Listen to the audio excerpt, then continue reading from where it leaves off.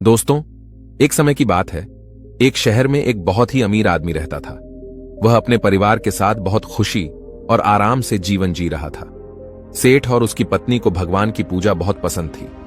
वे बौद्ध भिक्षुओं का बहुत सम्मान करते थे और उनकी बातों पर विश्वास करते थे। जब भी कोई बौद्ध भिक्षु उनके शहर में आते, वे उन्हें ध्यान से सुनते और उनकी बातों को मानने की कोशिश करते। अगर कोई बौद्ध भिक्षु उनके पास आता तो वे उसे अपने घर बुलाते, उसे खाना खिलाते और उसकी सेवा करते।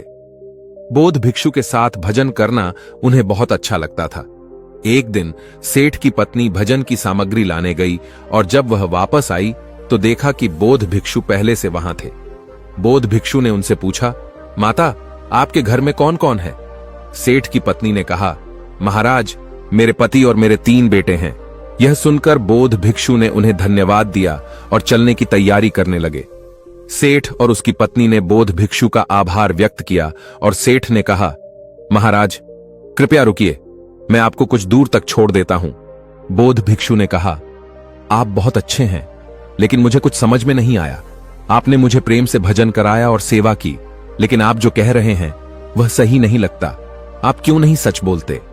यह सुनकर सेठ को एहसास हुआ कि सच बोलना सबसे महत्वपूर्ण है। उसने अपनी गलती स्वीकार की और बौद्ध भिक्षु से माफी मांगी। इसके बाद सेठ ने ठान लिया कि वह हमेशा सच बोलकर जीवन जिएगा। यह सारी बातें सुनकर बौद्ध भिक्षु ने गंभीरता से कहा, सेठ, मुझे माफ करना, लेकिन आपने जो बातें मुझसे कही हैं वे आपकी पत्नी की बातों से बिल्कुल अलग हैं। जब आप बाहर कुछ सामग्री लेने गए थे तब मैंने आपकी पत्नी से वही सवाल पूछा था।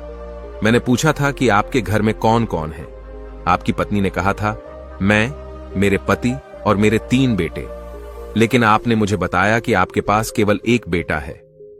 इसी तरह जब मैंने आपके धन के बारे में पूछा तो आपने कहा कि आप केवल 20,000 रुपए कमाते हैं, लेकिन आपकी पत्नी ने बताया कि आप इस शहर के सबसे अमीर व्यापारियों में से एक हैं और आपके पास बहुत संपत्ति है। और जब मैंने आपकी उम्र के बारे में पूछा तो आपने कहा कि आप 55 साल के हैं, लेकिन देखने से ऐसा लगता है कि आपकी उम्र 70 या 75 साल के बीच है। इसका मतलब यह है कि आपने मुझे झूठ बोला है। सेठ ने बौद्ध भिक्षु की बातों को ध्यान से सुना और कहा, महाराज, मैंने कभी आपको झूठ नहीं बोला। जो कुछ मैंने कहा वह मेरे लिए सच है और जो मेरी पत्नी ने कहा वह भी सच है। दरअसल हम दोनों ने आपको अपनी अपनी नजर से सच बताया है। मैं अपने जीवन को एक सीमित नजरिए से देखता हूं, जबकि मेरी पत्नी ने हमारे जीवन का पूरा दृष्टिकोण आपको बताया। बौद्ध भिक्षु मुस्कुराए और बोले, यह सच है कि हर किसी का सच उसकी अपनी नजर पर निर्भर करता है, लेकिन याद रखना, जीवन का सबसे बड़ा सच वह है जो सभी दृष्टिकोणों को समझकर समग्र रूप से देखा जाता है। हमेशा सत्य और ईमानदारी के रास्ते पर चलो, यही सच्चा धर्म है। सेठ ने बौद्ध भिक्षु की बातों का उत्तर देते हुए कहा, महाराज, मेरे 3 बेटे हैं, लेकिन जो मेरे जीवन की जिम्मेदारी निभाता है और जो मेरे द्वारा बताई हुई बातें मानता है वही मेरा असली बेटा है। बाकी मेरे अन्य बेटे अपने रास्ते पर चलने वाले हैं और जो मैं करता हूं उन्हें उससे कोई फर्क नहीं पड़ता। वे बस अपना जीवन जी रहे हैं। जहां तक पैसे की बात है तो मैं हमेशा अपने पास 20,000 रुपए रखता हूं, जिन्हें मैं अपनी जरूरतों के हिसाब से खर्च करता हूं और थोड़े पैसे बचाता हूं। जो मैंने आपको बताया वह मेरे लिए सही है, लेकिन जो असहाय लोग हैं जिन्हें मदद की जरूरत है उन्हें मैं अपनी संपत्ति का असली हकदार मानता हूं। जो चीजें मैंने कमाई हैं वे मेरे लिए नहीं हैं, बल्कि उन लोगों के लिए हैं जिनकी मदद समाज नहीं करता। और जब मैंने अपनी उम्र 55 साल बताई तो इसका कारण यह है कि इन 55 सालों में मैंने बौद्ध भिक्षुओं से ज्ञान प्राप्त किया, उनकी सेवा की और जीवन के असली मूल्य को समझा। यही कारण है कि मैं जीवन को सही ढंग से जीने की कोशिश करता हूं। यह सुनकर बौद्ध भिक्षु ने सिर झुकाया और कहा, मुझे माफ करें सेठ, मुझे लगा कि आपने मुझसे झूठ बोला है, लेकिन अब मैंने आपकी बातों को सही से समझा। आप सचमुच अपने जीवन को सही तरीके से जीने की कोशिश कर रहे हैं और आपका रास्ता सही है। दोस्तों, हमें किसी भी प्रतिक्रिया देने से पहले सामने वाले की बात को पूरी तरह से शांति से सुनना चाहिए और उसे समझने की कोशिश करनी चाहिए ताकि हमसे कोई गलती ना हो। एक बार की बात है, एक व्यक्ति एक सन्यासी के पास आया और कहा, महाराज, मैं आज आपके पास आकर आपका उपदेश सुनना चाहता हूं, कृपया मुझे कुछ उपदेश दें। इस पर उस सन्यासी ने उसे जीवन से जुड़ी कुछ महत्वपूर्ण बातें बतानी शुरू की, लेकिन बीच में ही वह व्यक्ति सन्यासी की बात को रोकते हुए कहता है, महाराज, आप हमें ऐसा उपाय क्यों बता रहे हैं जो लोगों के मन में तनाव पैदा करता है? आखिर ऐसा क्यों? सन्यासी हंसते हुए कहते हैं, चिंता एक ऐसी मानसिक स्थिति है जो अगर किसी व्यक्ति को पकड़ ले तो वह उसे पूरी तरह से डुबोकर रख देती है। चिंता इंसान को नष्ट करने की क्षमता रखती है। इसका बचाव करने का केवल एक उपाय है, हमारे भीतर की मजबूती। हमें अपने भीतर से मजबूत रहना चाहिए और स्थिति को सही तरीके से समझना चाहिए। फिर सन्यासी उस व्यक्ति से कहते हैं, मैं तुम्हें एक छोटी सी कहानी सुनाता हूं। इस कहानी को ध्यानपूर्वक सुनो और इसे समझने का प्रयास करो। एक बार की बात है, एक पिता अपने पुत्र को बहुत ही उदास और चिंतित देखता है। वह प्रतिदिन अपने बेटे को देखकर खुद भी परेशान हो जाता है, लेकिन उसका पुत्र किसी से अपनी चिंता और परेशानी का जिक्र नहीं करता। हालांकि पिता को पूरा विश्वास था कि उसका बेटा किसी न किसी समस्या में जरूर उलझा है, लेकिन वह उससे कुछ नहीं कह रहा।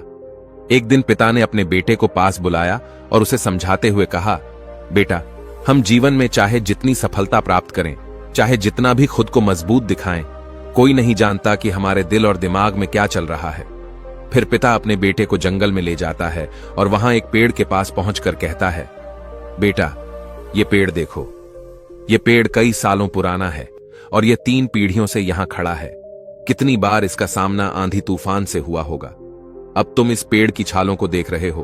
क्या तुम देख पा रहे हो कि यह दीमक धीरे धीरे इस पेड़ को नष्ट कर रहा है? इस पेड़ की छालें अब पूरी तरह से नष्ट हो चुकी हैं। यह पेड़ अब बुरी तरह से कमजोर हो चुका है। यह सुनकर पुत्र क्रोधित हो जाता है और कहता है, पिताजी, यह सब तो ठीक है, लेकिन आप मुझे बार बार ये बातें क्यों बता रहे हैं? आप क्या कहना चाहते हैं? और यह पेड़ किसने लगाया है?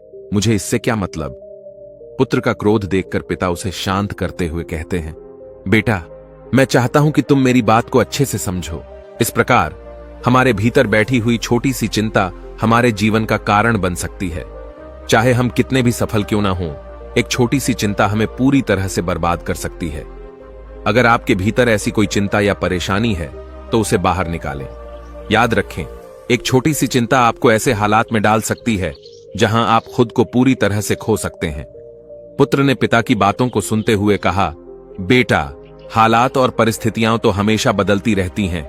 कभी अच्छे होते हैं तो कभी बुरे, लेकिन इसका मतलब यह नहीं है कि हम चिंता में डूबकर अपने आप को नुकसान पहुंचाएं। चिंता करना, परेशान होना या तकलीफों में घिरा रहना, ये कभी भी किसी समस्या का हल नहीं होते। जब तुम्हें कोई रास्ता नहीं दिख रहा हो तो ध्यान रखो कि हर कठिनाई से निकलने का रास्ता होता है। यह सुनकर पुत्र ने पूरी तरह से समझ लिया कि पिता क्या कहना चाहते हैं। उसने समझा कि एक छोटी सी चिंता, एक छोटी सी परेशानी या तनाव हमारे जीवन पर किस तरह से असर डालता है। इस तरह हमें हमेशा अपने सुख के पलों को याद रखना चाहिए और उन्हें दुख में साहस का हथियार बनाना चाहिए, ताकि चिंता हमें नुकसान न पहुंचा सके। लेकिन अगर हम इस चिंता में फंस गए तो फिर कभी भी वह खुशियां हम पा नहीं सकेंगे। इसलिए हमें कभी भी व्यर्थ की चिंता नहीं करनी चाहिए। जो वर्तमान में हो रहा है उसे पूरा ध्यान दें, अपना कर्म करें और इस दौरान किसी भी स्थिति पर ज्यादा ध्यान न दें। दोस्तों, हमारे जीवन में भी छोटी छोटी चिंताएं हमारी खुशियों को छीन लेती हैं और हम उन्हीं में उलझे रहते हैं। बोध भिक्षु की बातें हमें यह सिखाती हैं कि हमें ऐसी चिंताओं से बाहर निकलने की कोशिश करनी चाहिए और अपने जीवन को सकारात्मक तरीके से जीना चाहिए। यह कहानी यहीं समाप्त होती है। कृपया हमारे